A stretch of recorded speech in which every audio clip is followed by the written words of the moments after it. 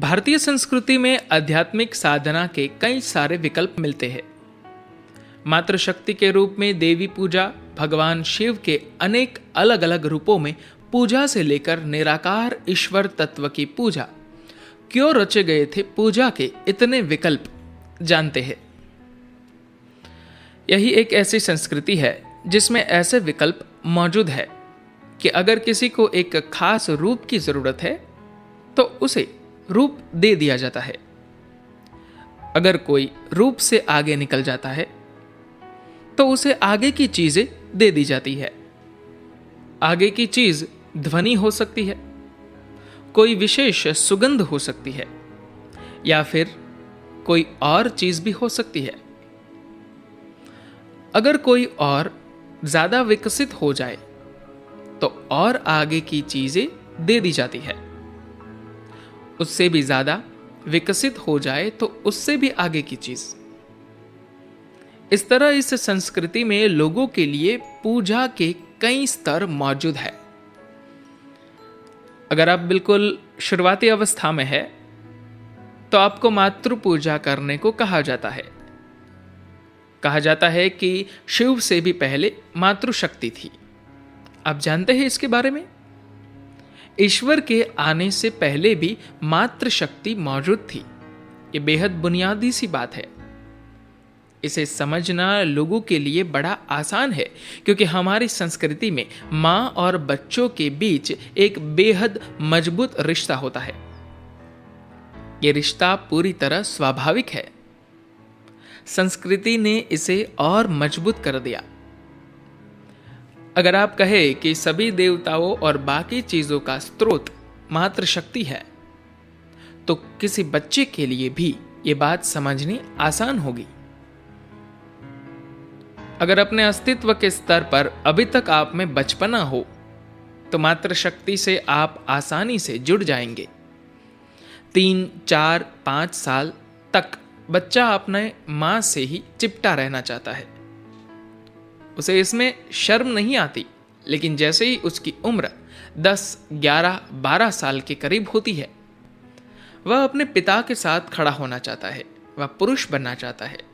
वह अपनी मां को नजरअंदाज करने लगता है क्योंकि उसकी जरूरतें अब अलग तरह की होती है। ऐसे में लोगों ने शिव की रचना की।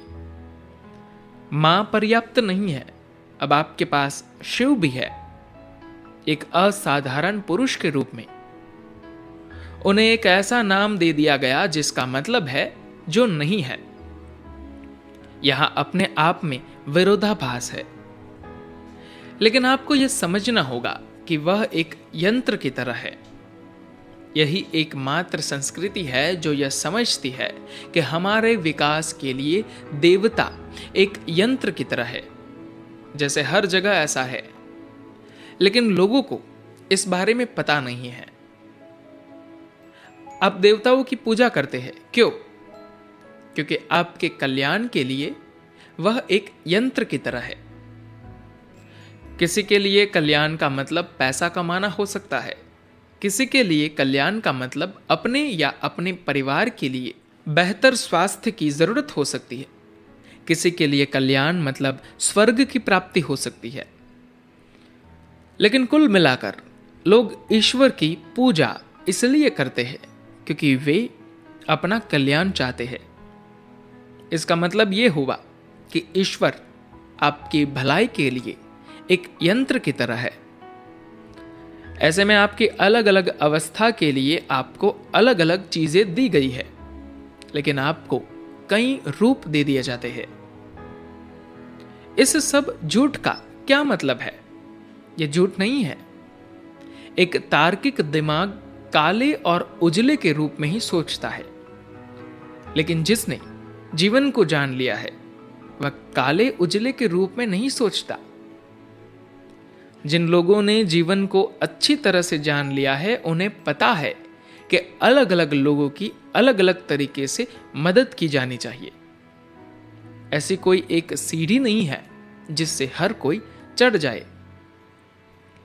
जब बच्चा मां के गर्भ से बाहर आता है तो मां से चिपटने की उसके भीतर एक स्वाभाविक इच्छा होती है। क्योंकि उसे पता है कि भोजन वही मिलेगा। आपको समझना होगा कि वह प्रेम की वजह से मां से नहीं चिपटता, यह तो अपनी भूख मिटाना है। उसे पता है कि मां के पास ही भोजन है, मां के अलावा कहीं और भोजन मिलेगा ही नहीं। बच्चे का मां के पास जाना देखकर आप खुश हो सकते हैं। कई तरह के रोमानियत भरे ख्याल आपके मन में आ सकते हैं, लेकिन वास्तविकता यही है कि वह अपने जीवन को चलाने के मकसद से ही मां से चिपका रहता है। आप कह सकते हैं, अरे आप क्यों इस रिश्ते को इतनी भद्दी तरह से देख रहे हैं? लेकिन यह भद्दापन नहीं है। मैं जीवन को उसी रूप में देखना चाहता हूं जिस रूप में वह है। यह जैसा है वैसा ही बेहद खूबसूरत है। खूबसूरत बनाने के लिए इसमें कोई भी चीज जोड़ने की जरूरत नहीं है, क्योंकि आपको हर चीज में सही और गलत ढूंढने की आदत है।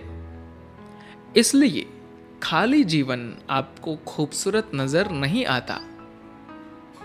आपको लगता है कि इसे खूबसूरत बनाने के लिए आपको इसे सजाना होगा, लेकिन यह सच नहीं है।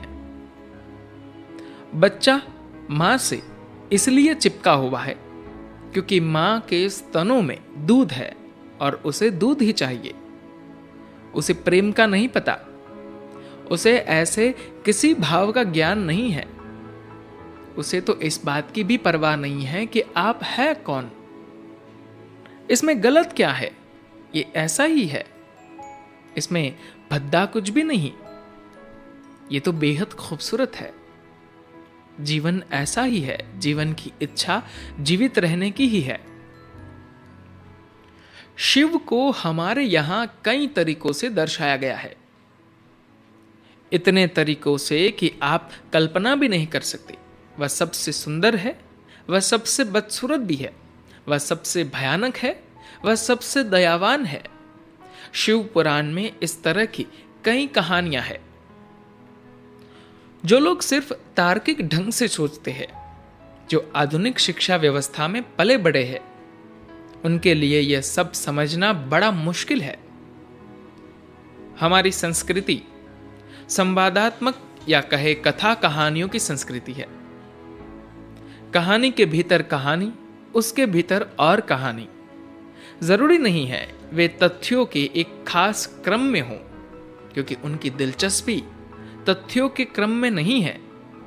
वे जीवन के बारे में कुछ और कहना चाहते हैं।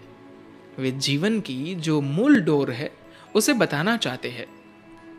वे इस पर कोई परत नहीं चढ़ाना चाहते। ऐसा वे तभी करते हैं जब उन्हें इसकी जरूरत लगती है। शिव पुराण में सृष्टि की व्याख्या इसी तरीके से की गई है। सबसे पहले मातृशक्ति थी, उनके 3 पुत्र हुए, ब्रह्मा, विष्णु, शिव।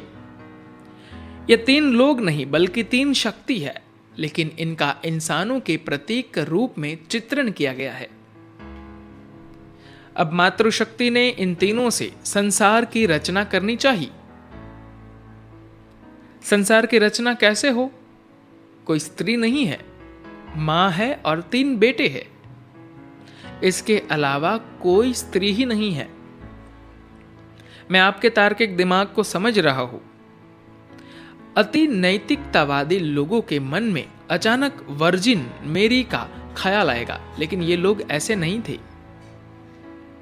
मातृशक्ति ने अपने बेटों से कहा, अगर संसार को चलाना है तो तुम में से एक को मुझे स्त्री के रूप में स्वीकारना होगा। ब्रह्मा ने कहा, मैं यह सब नहीं कर सकता। उन्होंने सिर झुकाया और चले गए। विष्णु पूरे दृश्य से ही गायब हो गए। इसके बाद मातृशक्ति शिव के पास गई। शिव उस समय नशे की हालत में थे। उन्होंने बस यूं ही उनके साथ सहवास कर लिया और इस तरह इस संसार की रचना हुई। ये कहानी है। नैतिकतावादी मन इसे पचा नहीं पाएगा। वह आपके लिए शिव है, वह तपस्वी है, संयमी है, वह कभी अपनी आंखें नहीं खोलती। ज्यादातर समय वह ध्यान में रहते हैं, और वह ऐसे भी है। इतनी सारी विरोधाभासी चीजें एक ही व्यक्ति में क्यों मौजूद है? शायद इसलिए कि अगर आप उन्हें स्वीकार कर लेते हैं तो आप पूरे जगत को बिना किसी संघर्ष के स्वीकार कर लेंगे। अगर उन्हें आपने स्वीकार कर लिया तो आपको यहां किसी से कोई समस्या नहीं होगी। वह नशे के आदी हो सकते हैं, उनमें सारी कमियां हो सकती है। अगर आप शिव को स्वीकार कर ले और उनकी पूजा करें तो आपको इस जगत की किसी भी चीज से कोई समस्या नहीं होगी। आपको सब कुछ शानदार महसूस होगा। अपने पड़ोसियों से प्रेम करो। कहने का यह एक और तरीका है, हालांकि एक बेहद जटिल तरीका है यह। धन्यवाद।